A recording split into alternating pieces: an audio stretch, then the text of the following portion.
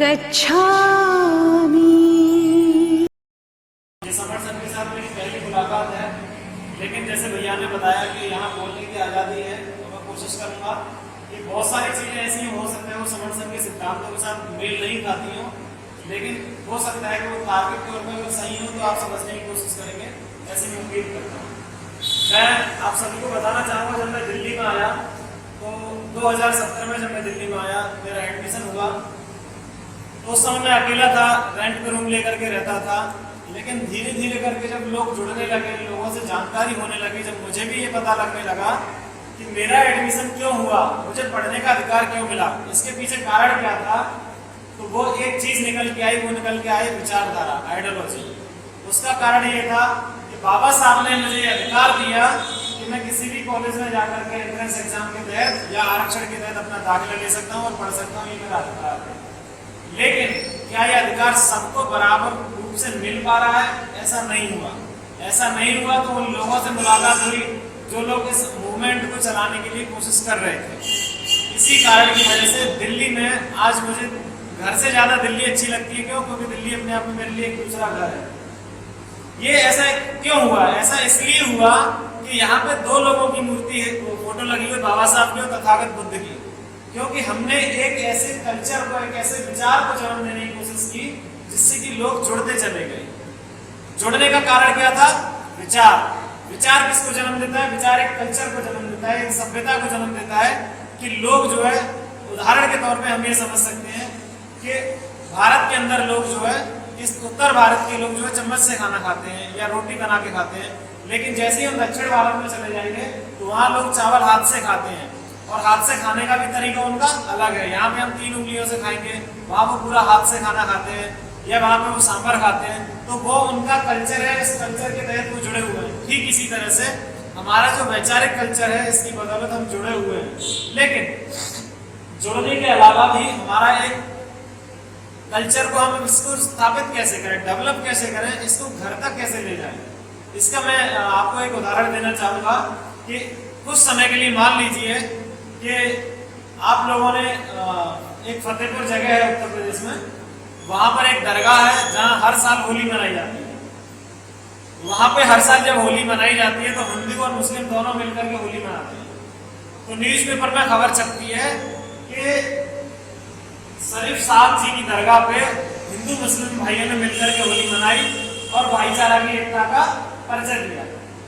लेकिन वहीं एक और खबर आती है कि होली या दीपावली के दिन या फिर नवरात्रि के दिन या किसी की शादी होने के बाद में लड़का या लड़की जब मंदिर में जाते हैं तो मंदिर में गए और उनको जो है पिटाई करके वापस लौटा दिया या उनको खत्म ही कर दिया या उनकी बेइज्जती कर दी या मंदिर में उनको अलाउ नहीं किया।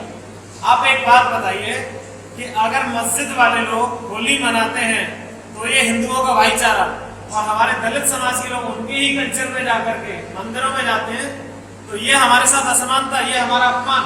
इसका मतलब ये है कि वो हमारा कल्चर नहीं है, इसका मतलब ये है कि वो हमारी सभ्यता नहीं है, इसका मतलब ये है कि हमें उस चीज से दूर रहना है, इसका मतलब ये है कि हमें उसको खत्म करना है जड़ से।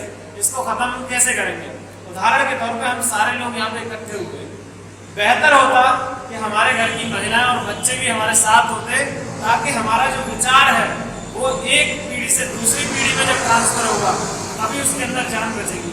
कल को मान के चलो मैं भविष्य में अगर बड़ा हो गया, मैं तो अम्बेडकराइट बन गया, लेकिन मैंने अपने बच्चों को इस विचार से दूर रखा। क्यों? मुझे लगा कि वहां पे जाके बातचीतें होती हैं, हम तो अपना टाइम काट लेते हैं, बच्चे क्या करेंगे? ऐसा बहुत लोग सोचते हैं प्रैक्टिकली। लेकिन जब उस कल्चर को स्थापित करने की बात आती है, कल्चर स्थापित करने का समय कब आता है? जब बच्चों की शादी होती है या बच्चों का जन्मदिन मनाया जाता है या और कोई अन्य कार्यक्रम होता है, जब हम अपना घर बनाते हैं या गृह प्रवेश करते हैं, है ना, तो उस समय कल्चर की बात आ जाती है कि अब हम इस काम को कैसे करेंगे। कई बार हमने ऐसा देखा है कि पिताजी बेचारे अम्बेडकराइट हैं, लेकिन बच्चों के साथ उनका युद्ध चल रहा है किस बात को लेकर के कि मैं तो शादी हिंदू धर्म से करूंगा, ये लड़की कह रही है कि मैं तो लाल जोड़ा ही पहनूंगी, 16 श्रृंगार करूंगी और पंडित को बुला करके शादी करूंगी 7 फेरे के साथ। अब कल्चर गड़बड़ हो गया, यहाँ पे डिस्प्यूट हो गया।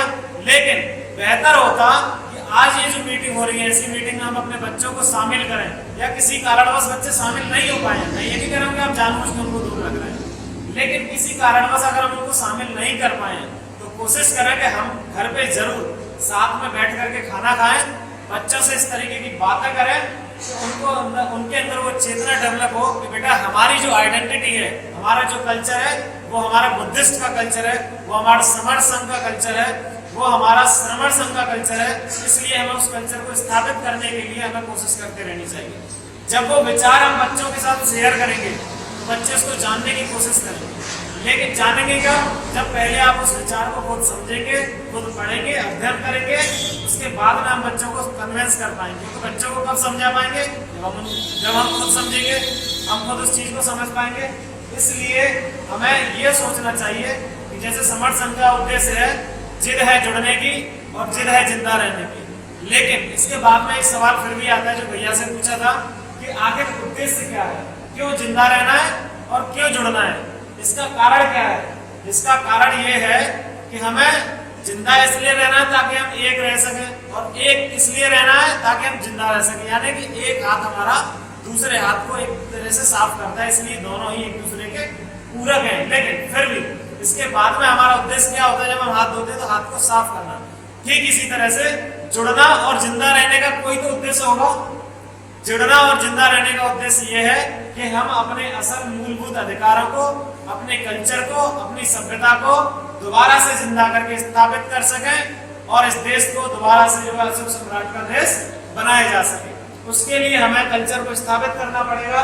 कल्चर कैसे स्थापित होगा कि आप अपनी शादियों को कल्चर बदलिए। शादियों का कल्चर कैसे बदलेगा, बच्चों को समझाइए, कोशिश कीजिए, उनको कन्विंस कीजिए। आप कोशिश कीजिए कि आपके घर में गृह प्रवेश होता है तो ब्राह्मण को ना बुलाएं। आप कोशिश कीजिए कि आपके हाथ में कोई धागा बांधता है, बहुत लोगों के हाथ में कभी कभी मैंने देखा धागा, हो सकता है यहाँ पे सारे लोग जागरूक है तो किसी के हाथ में ना, किसी के हाथ में नहीं है।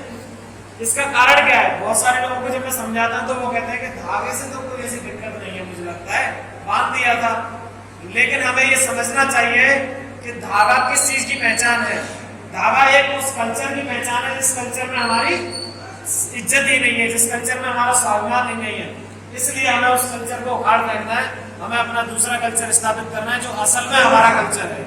इसलिए आप एक चीज सोचिए कि मान के चलो मैं दिल्ली में आया हूँ, किसी के घर में मकान में रह रहा हूँ। जिस दिन मैं उसके सिद्धांतों के साथ खिलवाड़ करने लग जाऊंगा, जिस दिन मैं उससे सवाल करने लग जाऊंगा, वो मुझसे क्या कहेगा, भाई कल रूम खाली कर देना।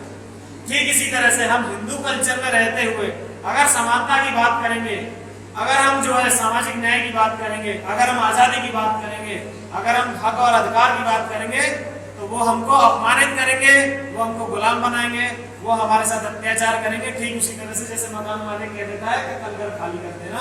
इसलिए हम इस कल्चर की व्यवस्था को इस नजरिए से देखें कि हम किराए के मकान में ही तो रह रहे हैं, जो हमें कभी भी बेइज्जत करके निकाल देता है और जब जरूरत आती है वोट की तब हमें हिंदू बना देता है। इसलिए हमें यह समझना पड़ेगा कि हम हिंदू नहीं है, और उससे ज्यादा हमें यह समझना पड़ेगा कि हम बच्चों को भी समझाएं कि बेटा हम हिंदू नहीं है या बेटी हम हिंदू नहीं है। इसलिए हम अपनी संस्कृति को स्थापित करें।